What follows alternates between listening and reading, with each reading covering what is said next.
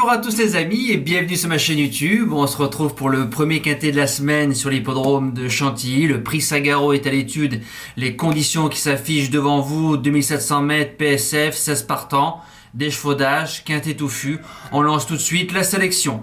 Alors mon gagnant, ce sera le numéro 10, Saint-Nicolas, 1 sur 2 avec le jockey. Christophe Soumillon qui a dû avoir le choix des montes, sachez-le, 9e en débutant et ils se sont imposés ensemble le 7 décembre d'autorité. Vient de finir en trombe dans un quintet plus à Cannes-sur-Mer en étant dernier toute la route. Il a refait le champ.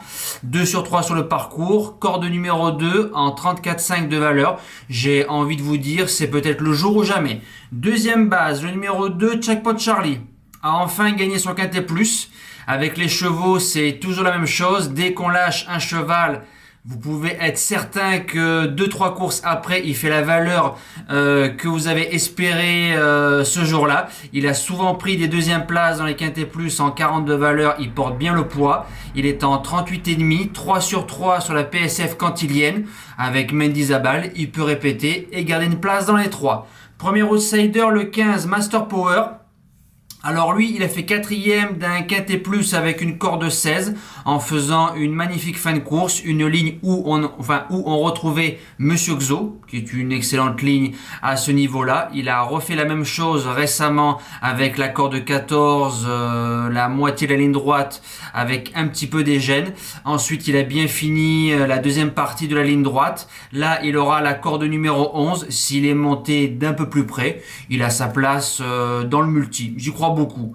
Deuxième outsider, le 6, Honor and Pleasure, 7 sur 8 sur le sable, allant de 1900 mètres à 2500 mètres. Il a fait une rentrée gagnante libre. Je crois qu'on lui a mis 2 petits coups de cravache intérieur du côté du postérieur, mais très gentil, plus 4 kilos, début de quintet plus, mais on appelle le roi des quintets, Stéphane Pasquier. Donc je pense qu'il peut terminer dans les 5 premiers. En seconde partie de pronostic, j'ai mis le numéro 1, Joker, début de quintet plus, début de handicap. C'est un cheval qui a battu en novembre un certain Lord Achille. C'est pas mal parce que ce cheval-là est en 45 de valeur. 2 sur 2 sur le parcours, premier et troisième. Corde numéro 16 et il sera en 39 de valeur, ce sera le top weight. Mais comme c'est un cheval de qualité et le tandem Guyon-Pierre Brandt marche très bien dans les courses galop, il peut jouer sa place de 4-5e. En 6e position, le numéro 5, Port-Deauville. Alors c'est un bon cheval, la moitié de sa carrière en première partie, on l'a vu 90% du temps sur le sable, courant très très bien. Ensuite on l'a plus vu dans les quintets et sur des terrains lourds. C'est un cheval qui est très bon sur les longs parcours, il est monté en condition avec sa course de rentrée, Didier Ardouin qui est dessus, je garde. 7e position, le 11, Temps Fantastique, pour son retour sur le sable, bon 3e fin décembre. Ensuite on l'a stoppé, petite rentrée, on appelle d'entrée de jeu Michael Barzalona, c'est un signe de confiance. 0 sur 2 dans les quintets plus, mais le cheval n'a pas été ridicule. Je l'ai gardé pour une surprise.